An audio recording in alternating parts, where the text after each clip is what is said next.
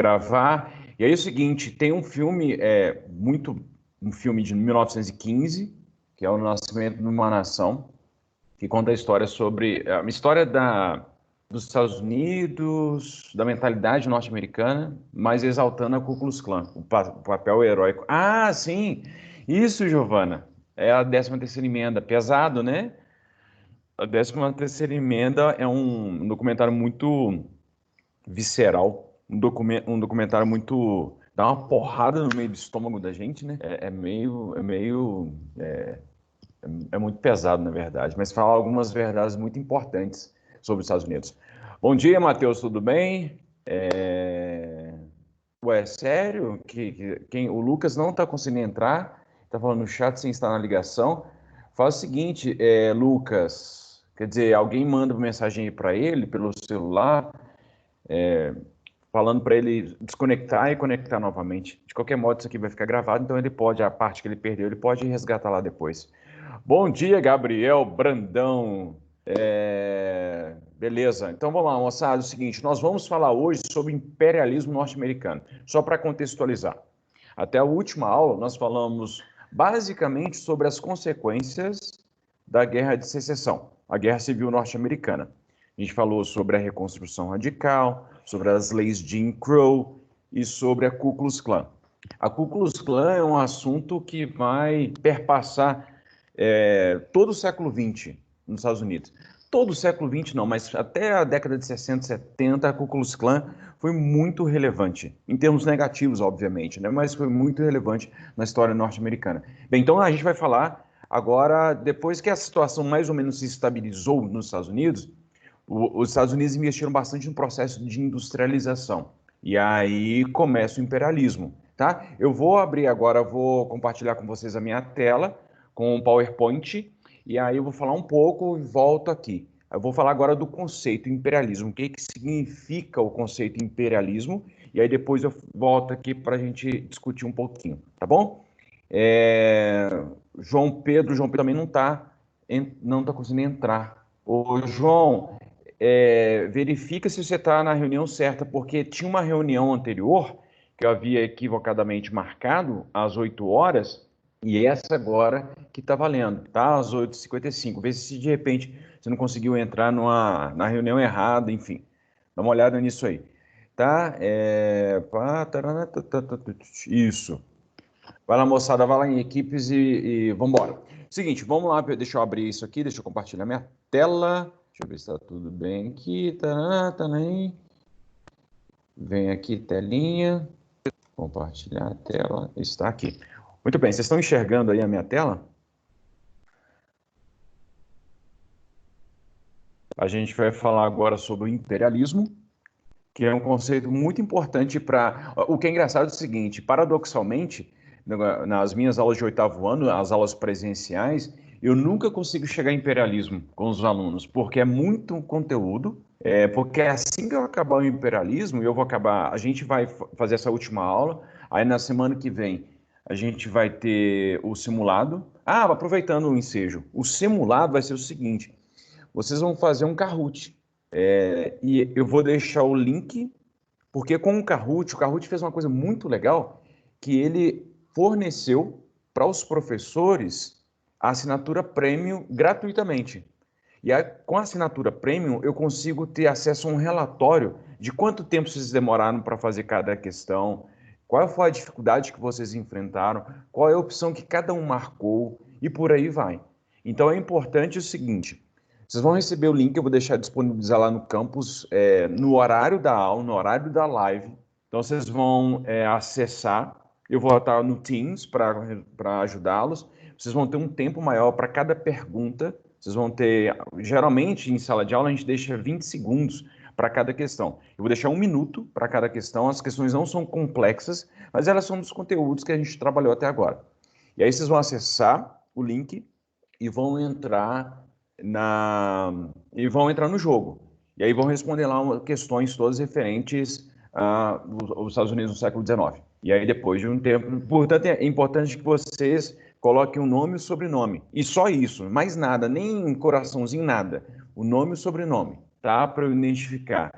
E se possível, se couber, você coloca o nome, o sobrenome, ou pelo menos a inicial do sobrenome, e coloca a turma, para eu também conseguir identificar, tá?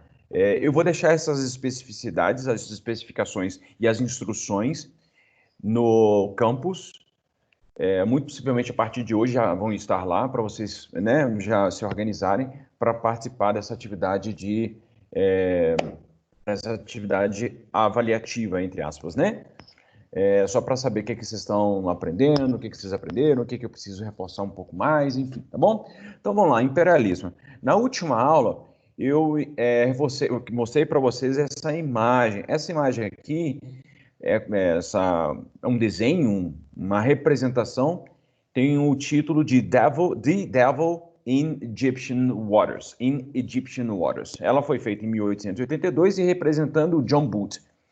O John Booth é a personificação do espírito britânico, o espírito empreendedor, o espírito moderno, o espírito colonizador.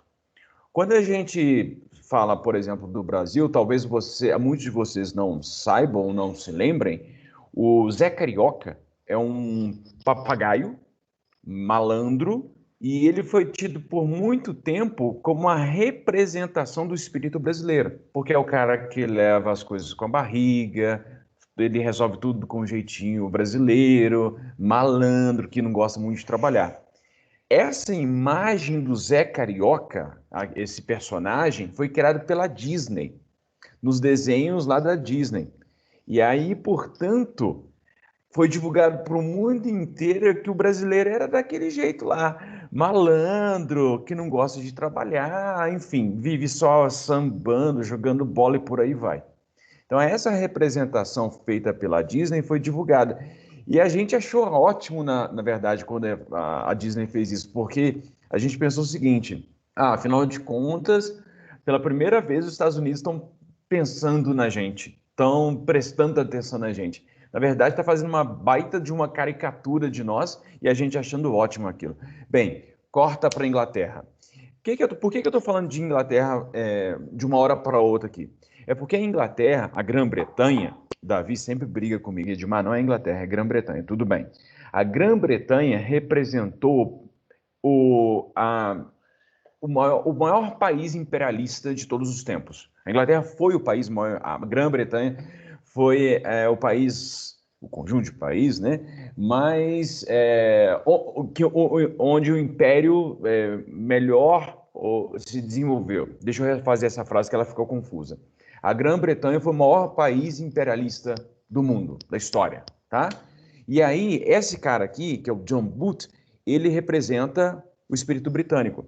Os irlandeses acham que não, que isso aí é coisa de inglês, que não é da Grã-Bretanha. De qualquer modo, a figura do John Booth ficou... Toda vez que as pessoas viam o John Booth, elas faziam referência, faziam associação com a Grã-Bretanha. Isso é importante, portanto. Então foi feita aqui uma caricatura, o John Booth com um polvo estendendo os seus tentáculos em todos os cantos do mundo, né? Mostrando, portanto, o domínio imperialista inglês, britânico, sobre outros países. E, de fato, a Grã-Bretanha construiu um império tão grande, mas tão grande, que se dizia à época que o sol nunca se põe no Império Britânico. Por quê? Porque enquanto estava de dia numa parte, a outra parte estava escura e vice-versa.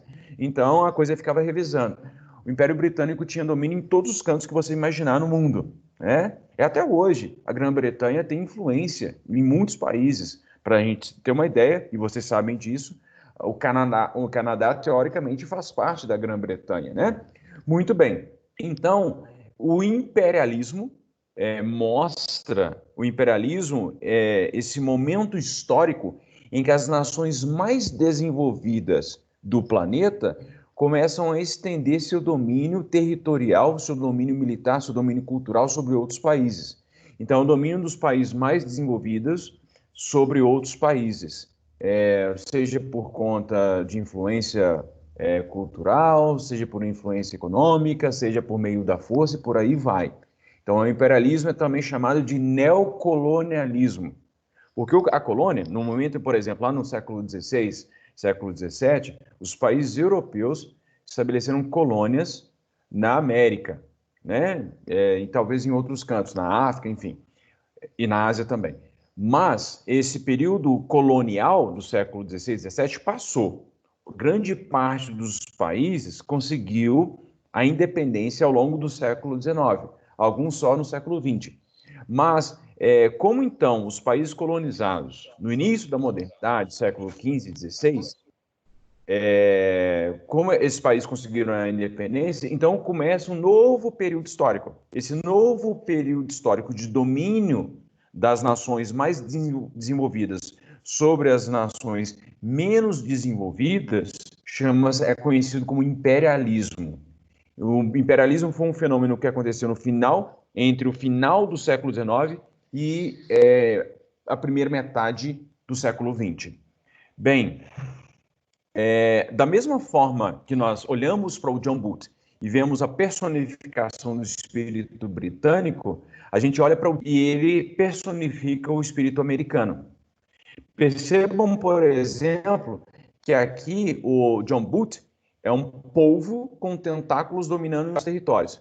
Aqui é o gigante com seus braços estendidos e dominando o continente americano. Então ele está levando aí o seu domínio sobre o continente americano, sobre o Caribe, aqui a mão à minha direita e à esquerda do tio Sam, que está olhando para mim, dominando aqui a região do Caribe, com Cuba aqui pertinho da Flórida, e aqui a América Central. E aqui essa imagem, o título dela é A Ânsia do Tio Sam. Essa imagem ela foi publicada num jornal catalão, da Catalunha, na Espanha, porque houve uma treta sinistra entre a Espanha e os Estados Unidos no finalzinho do século XIX, em 1898. Então, os espanhóis representavam de forma caricatural também os norte-americanos, por meio do tio Sam, inclusive com uma imagem meio assim cabulosa, meio assim greedy, é uma coisa meio, eu não sei como é que fala isso, é uma coisa meio, aqui ó, deixa eu ver se tem aqui, não, a ânsia, uma coisa ansiosa, um apetite voraz norte-americano sobre os territórios americanos, não só americanos, mas também do Pacífico. As ilhas do Pacífico foram alvo também do espírito voraz, do apetite imperialista norte-americano. Bem, então como que a gente define imperialismo? O conceito introdutório, a gente vai complexificar isso aqui depois, mas basicamente o imperialismo é o domínio de um país, de um Estado com E maiúsculo. País e Estado com E maiúsculo significa a mesma coisa. Para nós aqui no Brasil é meio complicado entender essa ideia de país como Estado, porque as nossas unidades federativas se chamam Estados. O Estado de Minas Gerais, Estado de São Paulo e por aí vai. Mas Estado com E maiúsculo é o nome, também é o conceito, inclusive mais apropriado politicamente para se designar um país, né? Então, quando a gente fala em Estado brasileiro, quando a gente fala em Estado brasileiro, a gente se refere às instituições brasileiras, à instituição política brasileira, à República Federativa Brasileira, então, é o Estado brasileiro. Então, o imperialismo é o domínio de um país sobre outros territórios. E esse domínio, ele pode acontecer por meio da influência cultural, e eu insisto nisso, porque não basta apenas você dominar militarmente, você tem que conquistar. Me lembro rapidinho aqui, deixa eu fazer um breve parênteses. Um dos maiores impérios da antiguidade, e vocês sabem isso melhor do que eu, foi o Império Persa. E o Dario, que foi o primeiro imperador persa, quando ele chegava nos territórios dominados, ao invés de ele impor a cultura dele, o que ele fazia é permitir que esses territórios conquistados continuassem com sua própria cultura. Entretanto, por conta dessa de aceitação do outro, porque as pessoas ficaram mais abertas a esse domínio, que não foi imposto no primeiro momento, mas pouco a pouco foi trazido para os territórios conquistados. Então, a cultura persa, por exemplo, influenciou a cultura hebraica, influenciou a cultura grega e por aí vai. Mostrando, portanto, que a influência cultural ela não se dá só por meio da força, ela se dá, inclusive, por meio de um discurso tolerante, Por exemplo, nos Estados Unidos, tem um forte impacto cultural sobre o Brasil. Tanto é que uma das primeiras, a segunda língua que a gente aprende geralmente, estando numa parte do continente que a gente está é, rodeado por falantes de espanhol, no entanto, a nossa segunda língua é o inglês. E também, por exemplo, os lugares que nós frequentamos, que são shopping centers, que, né, você sabe muito bem que nos Estados Unidos eles não chamam isso de shopping centers. A gente, por exemplo, não traduz as palavras, a gente fala deadline, a gente fala um monte de expressão norte-americana. Então, eu estou falando uma coisa bem trivial aqui, que mostra a influência norte-americana no Brasil por conta de alguns hábitos culturais. Comer sanduíche, por aí vai. Mas existem outras influências norte-americanas sobre a história do Brasil. Tá?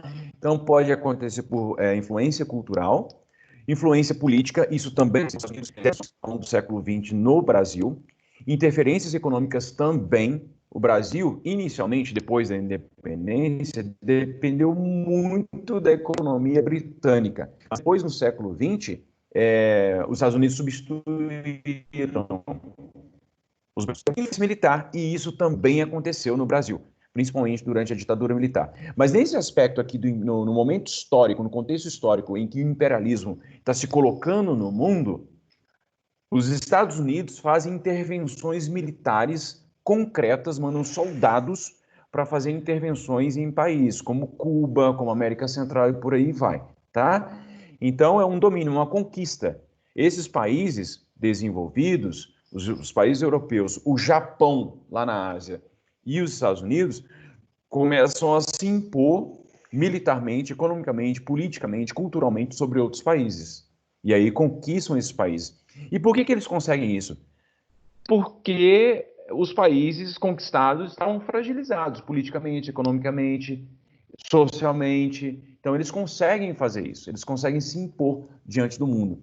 Por exemplo, os Estados Unidos fazem um grande domínio sobre a América, os europeus fazem um grande domínio sobre a África e a Ásia também, e o Japão consegue um grande império ali na região do Pacífico. Então, esses países que eram os mais desenvolvidos, mas espera aí, Edmal, o Japão ficou desenvolvido de uma hora para outra? Não, o Japão passou por uma grande reforma econômica em 1871, com a Revolução Meiji, e aí o Japão se desenvolve de forma absurda, em pouco tempo, menos de um século, o Japão se torna uma grande potência econômica mundial.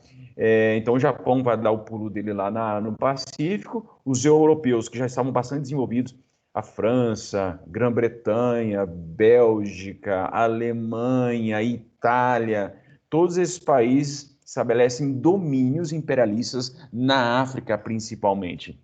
E os Estados Unidos aqui na América. Deixa eu ver se vocês estão acordados aí. Dúvidas? Dúvidas.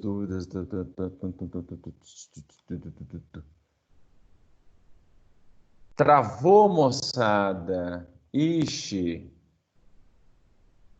Pessoal, tá travado agora? Tinha dado uma travada aí? Oi, Edmar. Oi, quem falou? Ana Laura.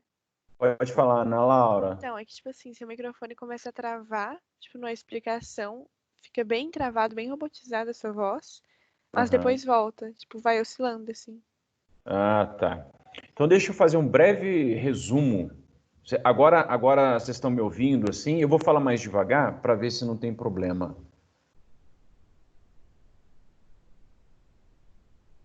Tá. Deu para ouvir, mas deu para entender. Ah, tá. De vez em quando, é porque acontece o seguinte: isso aconteceu umas 3 vezes. Porque no exato momento que eu estou fazendo live aqui com vocês, meus filhos estão tendo live. Então a minha internet ela não suporta essa conexão com essa carga toda, tá? Então por aproveitar que está ótimo agora, então deixa eu fazer um breve resumo.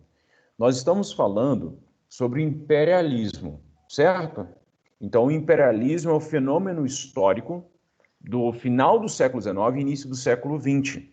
E esse fenômeno histórico se baseia no fato da conquista de países desenvolvidos sobre países menos desenvolvidos.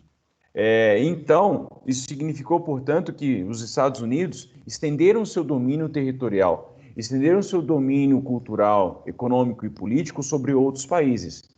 E aí nós vamos ver agora alguns fatos específicos que ilustram o domínio norte-americano sobre outros países, principalmente da América Central. E aí as tretas que os Estados Unidos vão enfrentar vão se dar em torno de Cuba, em torno do Panamá, e aí vai conseguir... E esses domínios norte-americanos, a gente não vai poder estender muito, porque ao longo do século XX, que é uma matéria que vocês vão estudar ano que vem, mas ao longo do século XX, os Estados Unidos estendem cada vez mais o seu domínio imperialista sobre outros países, principalmente na América Central. Mas nesse momento aqui, no finalzinho do século XIX e início do século XX, os Estados Unidos fazem intervenções pontuais para atender seus interesses econômicos. Já que os Estados Unidos estavam se desenvolvendo, precisava melhorar a sua infraestrutura econômica para potencializar cada vez mais a sua produção, e o seu desenvolvimento, tá? Então vamos lá. Eu vou compartilhar a tela aqui de novo. E aí, Ana Laura, qualquer coisa, você me avisa aqui, tá? Se estiver travando muito, aí você me avisa aqui, tá bom? Tá bom, Deixa eu Edmar. compartilhar. Obrigado. Então vamos lá. O conceito é esse, o domínio sobre outros países. E aí agora a gente vai especificar como os Estados Unidos conseguiram esse domínio. Como os Estados Unidos conseguiram expandir seu domínio sobre outros países? Bem, primeiro, que depois da Guerra de Secessão, a situação ficou mais tranquila, mais amena, e os Estados Unidos experimentaram uma forte industrialização. Tão forte, mas tão forte, que no finalzinho do século XIX, o presidente norte-americano faz um programa de estímulo de migração de mexicano para os Estados Unidos. O programa se chamava Obreiro, porque era tanta demanda por mão de obra, precisava de tanta gente para trabalhar, que os próprios americanos não conseguiam atender a essa demanda. Então, houve um estímulo migratório de mexicanos para os Estados Unidos. E nesse momento, nem era muito interessante lá para os mexicanos, mas muitos mexicanos acabaram indo, né, para os Estados Unidos. Mas isso vai ter um problema seríssimo depois. Quando a economia entra em crise, aquela quantidade enorme de mexicanos nos Estados Unidos torna-se um problema. Mas isso é história para vocês estudarem ano que vem, né, no 9º ano. Bem, os Estados Unidos, portanto, experimentam uma forte industrialização, principalmente depois da Guerra Civil. Obviamente, nos momentos de estabilidade econômica, política e militar, há um crescimento demográfico. Crescimento demográfico, aumento populacional. A população norte-americana começa a aumentar, principalmente devido à conquista de novos territórios, a economia começa a prosperar. Então, esse momento de estabilidade forçosamente vai levar ao crescimento da população. Nós já acompanhamos que ao longo do século XIX houve a expansão territorial. Essa expansão territorial, a princípio, ela foi feita por meio de muitas guerras, mas à medida em que a situação se estabilizou também, as pessoas começam a ir para o oeste. Então, uma forte migração para as regiões conquistadas. Então, efetivamente, o domínio, não só o domínio em termos de território, mas a presença das pessoas nesses territórios conquistados vai ser muito importante para o desenvolvimento desses locais. Entretanto, o território norte-americano, que é gigantesco, não era, do ponto de vista dos governantes norte-americanos, não era suficiente. Eles queriam mais territórios, queriam novos mercados e queriam, sobretudo, fontes de matéria-prima para abastecer a indústria. Como os Estados Unidos estavam passando por um processo de industrialização, precisavam de diferentes fontes de matéria-prima para abastecer a sua indústria, certo? Então, e não só isso, mas queriam também mercado consumidor. Lembra que eu falei lá no início que o império mais bem-sucedido da história foi o Império Britânico. O Império Britânico foi o maior império de toda a história, de terras não contínuas, obviamente, porque o Império Macedônico foi, o Império Mongol da Idade Média, ele foi o maior em termos de terras contínuas. Mas o Império Britânico foi o maior de todos os tempos, mas eram terras não contínuas, separadas, né? Muito bem. Como o Império Britânico tinha mercado consumidor espalhado no mundo inteiro, os britânicos eram chamados, a Grã-Bretanha era chamada de a indústria, a máquina do mundo, ou a oficina do mundo, que ela fabricava coisas e fazia coisas para o mundo inteiro. Então, os americanos precisavam forjar, precisavam criar, precisavam abrir mercados para vender seus produtos. Então, os americanos veem a América Latina, de uma forma geral, como esse potencial alvo dos seus produtos. Então, a América Latina se torna um grande mercado para os americanos. Mas esse mercado ele não vai se dar de uma hora para outra. Porque os países, ao longo do século XIX, os países latino-americanos, vão ter. Os países eles acabaram de conquistar a sua independência e estão fragilizados. Então, eles precisavam ser convencidos de que a presença norte-americana sobre eles seria interessante para eles. Tá? Então, os países latino-americanos, a princípio, muitos deles vão resistir a essa presença norte-americana, mas muitos vão achar que é bem-vinda. Agora, os americanos, essa presença norte-americana sobre os países latino-americanos ela é justificada por conta de uma doutrina, a chamada doutrina Monroe. A doutrina Monroe foi criada pelo presidente James Monroe depois das guerras napoleônicas. Calma, muita calma. Então vamos lá. Cronologicamente, o que acontece? Em 1823, o presidente norte-americano, o presidente dos Estados Unidos, chamado James Monroe, ele faz um protesto. Ele faz um protesto contra os países europeus. E por que ele faz esse protesto? Porque ele percebeu que os países europeus queriam recolonizar os países latino-americanos. Por exemplo, o Brasil, quando que o Brasil se tornou independente? 1822. E grande parte dos países, principalmente os sul-americanos, se tornaram independentes até anteriormente. 1810, 1815, 1813, por aí vai. Então, os europeus que tiveram problemas seríssimos em décadas, nesse período e em décadas anteriores, ficaram muito instáveis. E quando a situação se resolveu lá na Europa, esses países europeus queriam recolonizar os países sul-americanos. E aí os americanos, os norte-americanos, os Estados disseram e falaram e divulgaram para o mundo inteiro o seguinte: não, América para os americanos. A América tem que ser para os americanos, tá? Os americanos que têm que dar conta aqui de administrar seus próprios territórios independentes.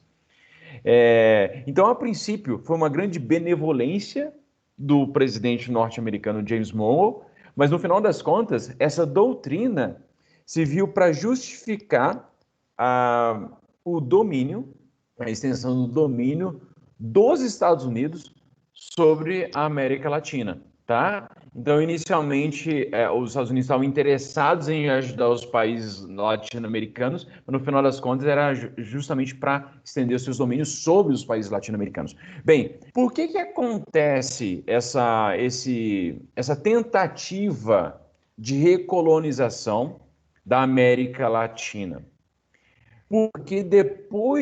Porque acontece uma coisa que essa aula a gente vai ter depois de forma mais detalhada, mas é por causa da Revolução Francesa. O que acontece? A Revolução Francesa, ela começa em 1789, beleza. E ela vai durar ali entre altos e baixos até 1799. São 10 anos de muita instabilidade, de muita confusão, de muitos problemas na França, até 1799. Em 1799, sobe ao poder o pequeno imperador chamado Napoleão Bonaparte. E o Napoleão Bonaparte, a princípio, ele não era imperador, ele era apenas um cônsul. Depois ele vai se tornar um imperador. O Napoleão vai ficar no poder de 1799 a 1815. E o que o Napoleão vai fazer? Ele vai bagunçar. Então, o Napoleão faz uma grande bagunça na Europa.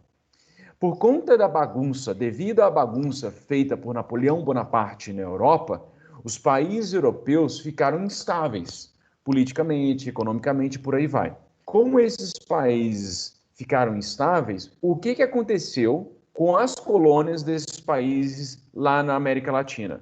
As colônias latino-americanas se tornaram independentes. No momento em que o Napoleão estava bagunçando a Europa, os países latino-americanos conquistam a independência.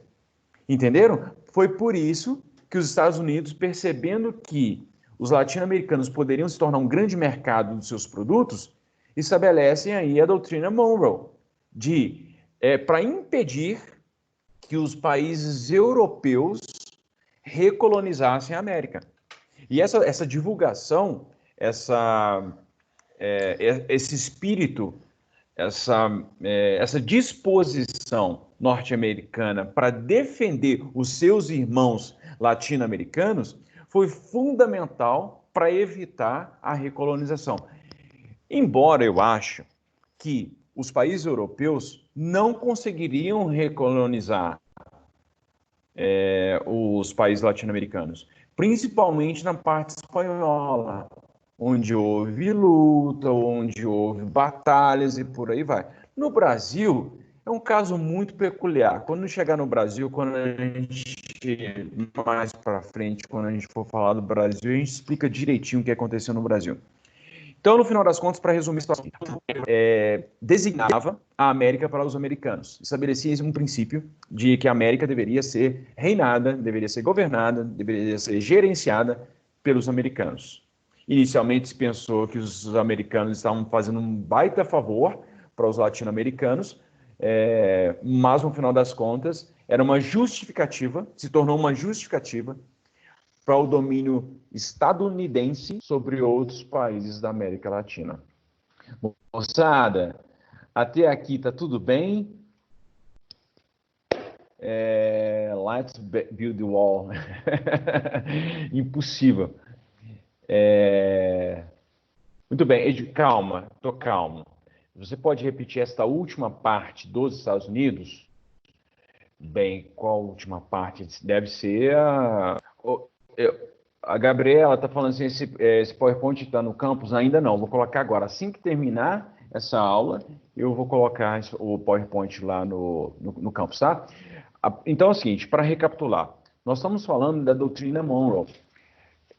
Nós estávamos falando sobre o desenvolvimento norte-americano, o desenvolvimento industrial, a estabilidade política, a estabilidade econômica e social norte-americana depois da Guerra de Secessão.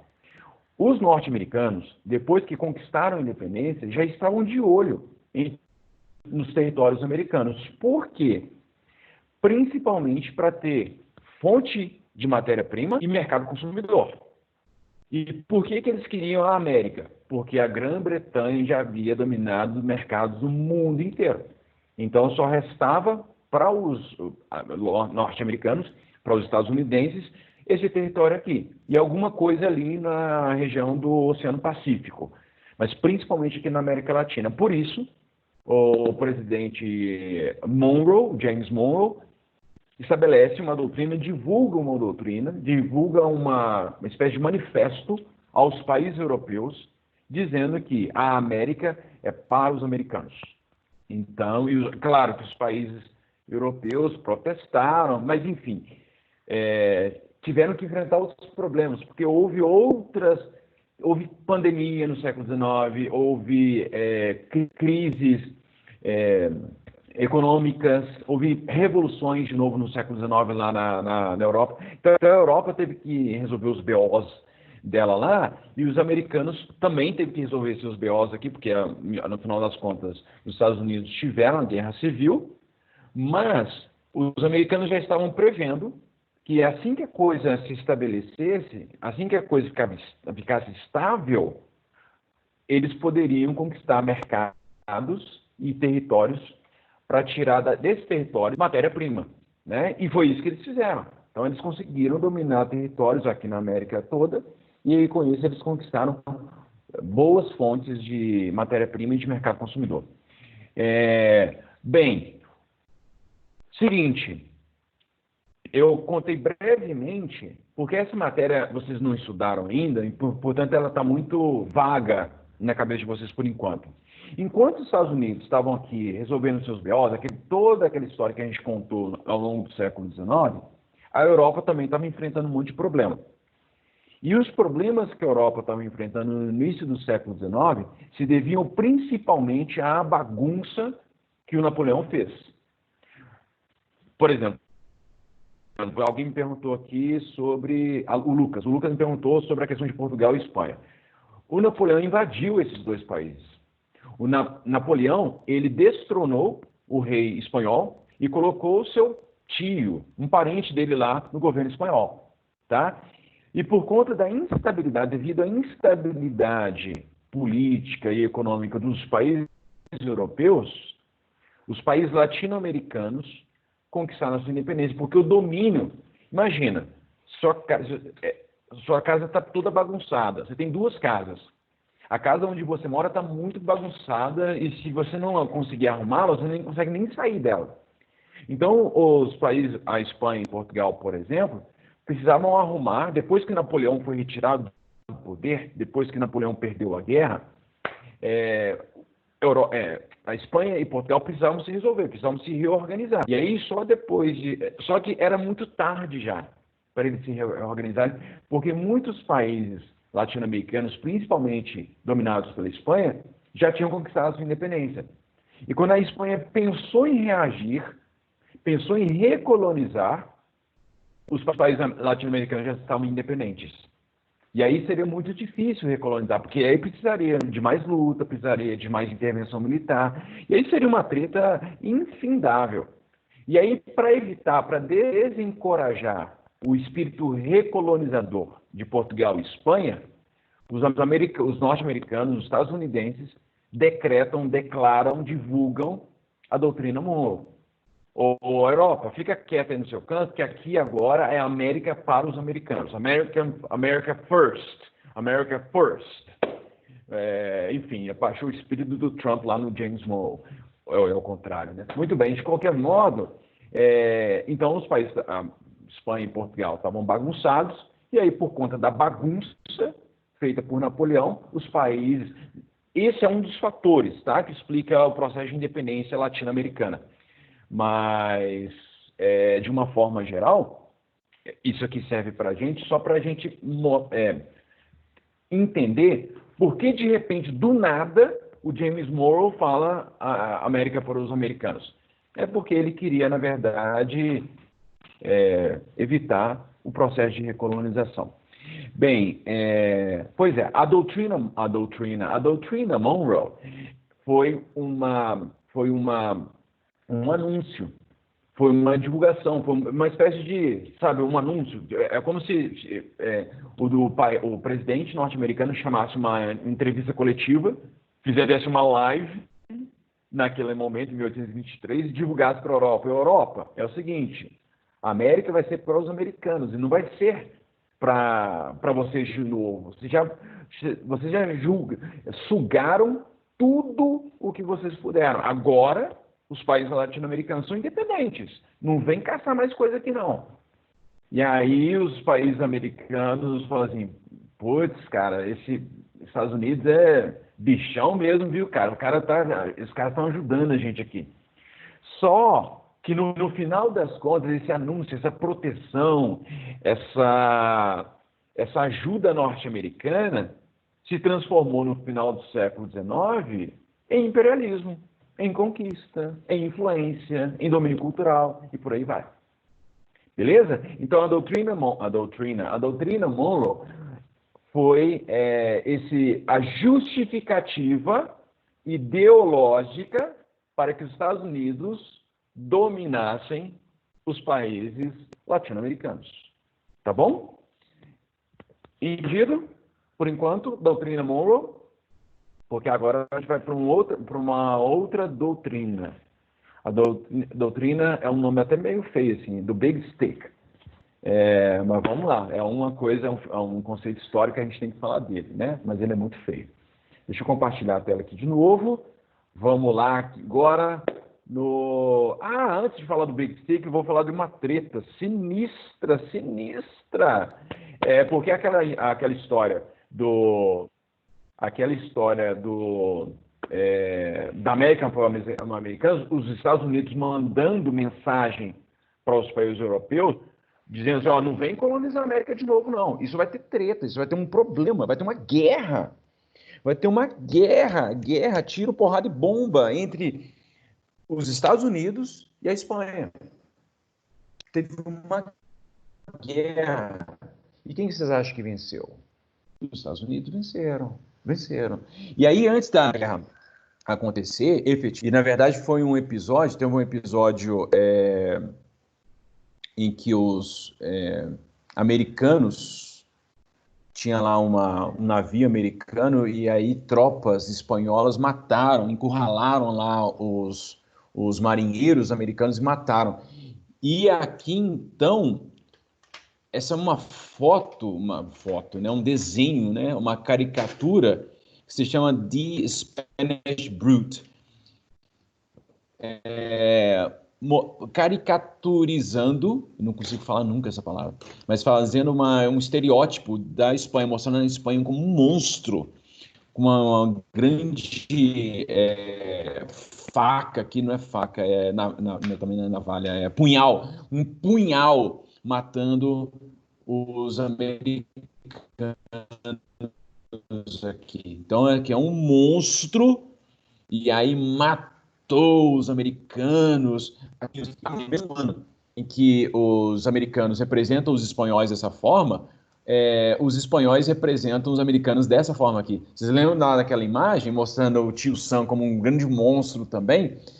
É muito comum, no momento de guerra, a representação do seu inimigo como o demônio, principalmente no meio ocidental, em que grande parte da população é cristã. Portanto, a personificação do outro como demônio, de uma concepção demoníaca, é justificativa para legitimar a guerra, para legitimar ataque. Tá vendo? É o tio Sam falando para os americanos, olha, tá vendo? A gente precisa entrar em guerra contra os espanhóis, porque os espanhóis assassinaram americanos. E aí os espanhóis, por seu turno, falam assim, olha, a gente precisava, na verdade, lutar contra os americanos, porque no final das contas o que os americanos querem é dominar todo o continente americano. O que os norte-americanos querem é dominar todo o continente americano. E aí, então, isso é devido ao assassinato de marinheiros americanos que estavam ali perto de Cuba, os Estados Unidos vão contra-atacar. Então acontece a guerra. E a guerra ela acontece especificamente no ano de 1898. E por que de repente marinheiros norte-americanos vão para Cuba? Porque Cuba começa a lutar pela independência. Cuba quer independência. E aí os Estados Unidos vão lá ajudar. Só que aí os espanhóis assassinam os marinheiros norte-americanos. O que é engraçado que aconteceu, não sei se vocês estão acompanhando, mas nessa semana aconteceu um episódio muito bizarro, bem bizarro mesmo. Alguns americanos, eu não sei a quantidade, não sei se são 3 ou 5, alguns americanos tentaram entrar na Venezuela para matar o Maduro, para sequestrar o Maduro, que é o ditador venezuelano, né?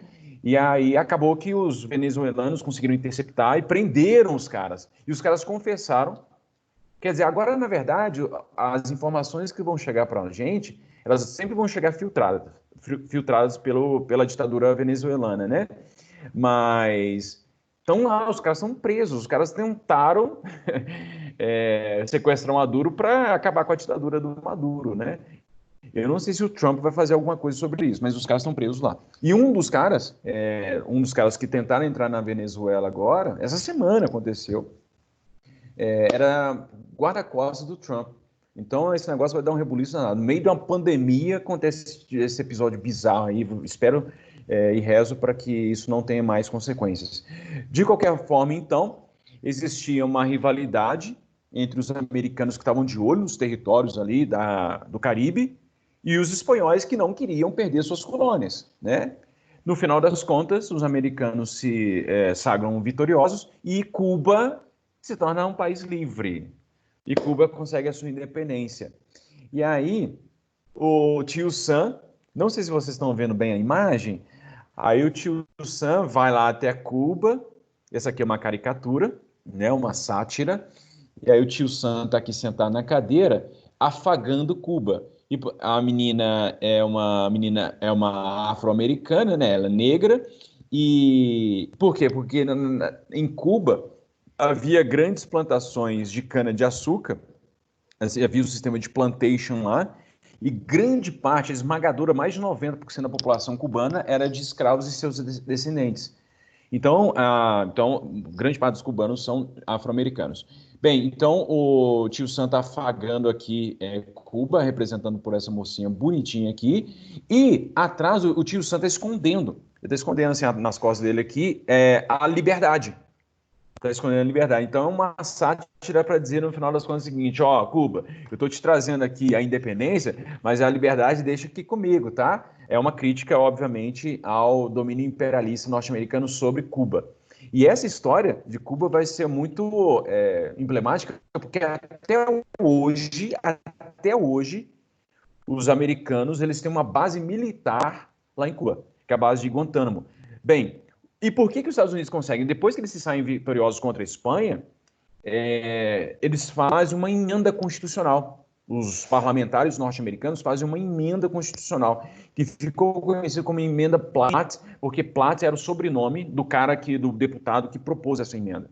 Então, a emenda, nunca se esqueçam, é um acesso, uma modificação que se faz na Constituição. Então, eles fizeram.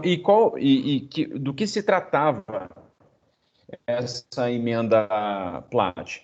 Ela permitia intervenções políticas militares. Então, com isso, com a aprovação dessa emenda, os Estados Unidos estavam autorizados a fazer intervenção em Cuba, mesmo que Cuba não quisesse. E essa emenda, ela durou até 1934.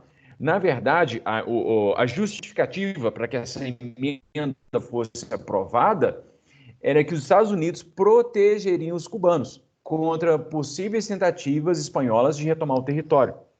Bem, e aí os Estados Unidos eles se tornaram bastante influentes sobre Cuba, bastante influentes sobre Cuba, e também sobre Porto Rico e por aí vai. Tanto é que Porto Rico tem uma relação muito exótica, politicamente falando, com os Estados Unidos. O Porto Rico é independente, tem um governo próprio, mas, ao mesmo tempo, tem uma forte influência americana sobre eles. E os cubanos só não têm uma influência mais forte por causa de uma revolução, da Revolução Cubana, que aconteceu em 1959. Mas a presença norte-americana em Cuba se deu a partir da vitória dos Estados Unidos sobre a Espanha, e aí os Estados Unidos, mais ou menos, determinaram como que Cuba se comportaria.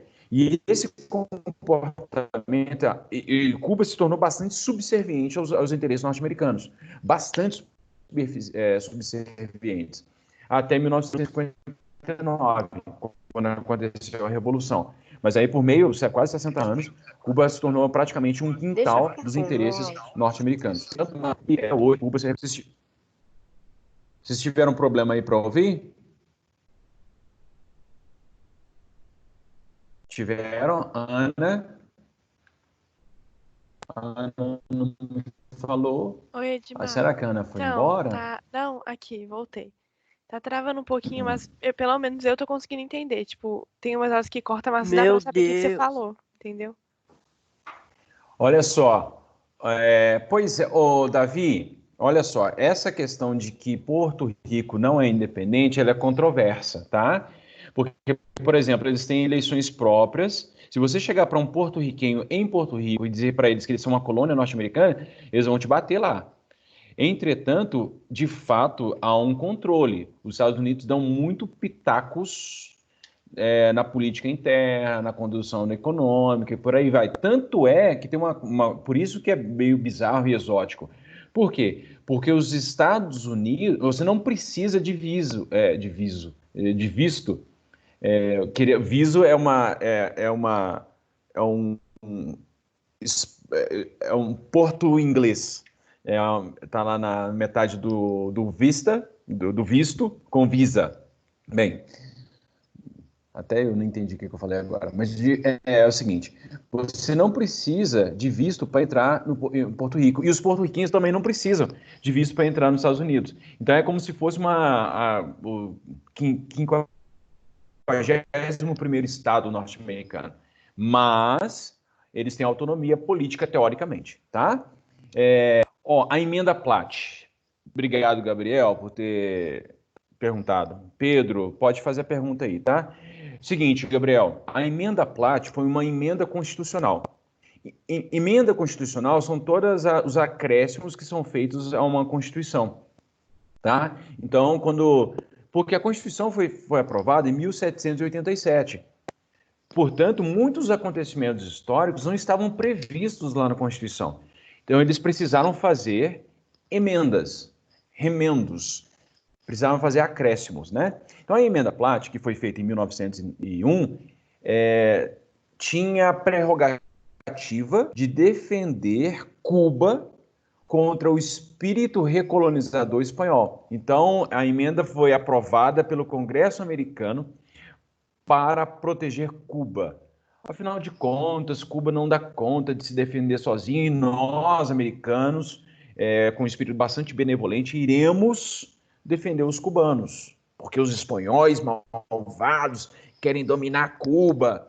E aí o Congresso aprova, portanto, os Estados Unidos colocam forças militares em Cuba, bases militares em Cuba, para justamente evitar que os espanhóis dominassem novamente. Aí os americanos estavam lá, já que a gente está de boa aqui, tranquilo, defendendo vocês, vamos fazer aí uns negócios, vamos pegar umas mercadorias e levar lá pro território norte-americano. Obviamente que Cuba foi, os Estados Unidos Edmar levaram vantagem agora nessa relação com Cuba. Sim. Acabou de travar, Edmar. Travou? Travou logo depois que você falou de levar as coisas para o território. Tá. E agora? Oi, teste de som. Agora tá bom. Agora tá bom. Teste.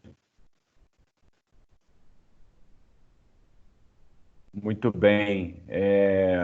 E esse travamento tem um oferecimento de Tênis Montreal. Muito bem. Vamos lá.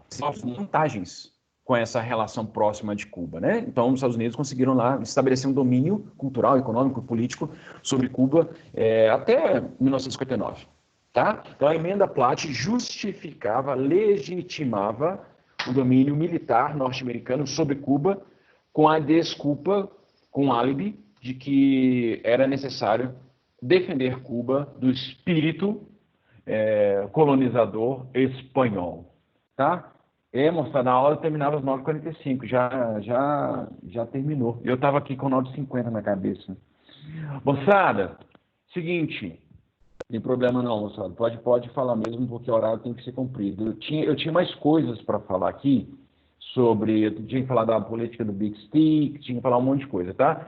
Mas podem ficar tranquilos que no simulado não vai cair os assuntos que eu não abordei, tá? Na terça-feira eu vou colocar uma trilha do conhecimento lá no campus sobre esses assuntos que a gente tratou aqui. Na quinta-feira foi muito legal ontem, porque uma galera entrou e aí deu para a gente trocar uma ideia muito legal, muito massa. Resolvi um monte de dúvida, foi muito massa. Então, quinta-feira, entra lá, porque aí a gente fica mais sem esse formato da aula, aí vocês podem falar, podem perguntar, podem contar suas histórias, podem chorar, podem rir, podem contar piada, enfim. Na quinta-feira é um espaço para a gente trocar ideia. Então é isso. E aí na sexta-feira, o nosso simulado, e eu vou deixar as instruções lá hoje, tá bom? Você quer tirar uma foto? Tá. Deixa eu só parar de gravar aqui, porque senão essa aula vai ficar com 2 horas e 57 minutos.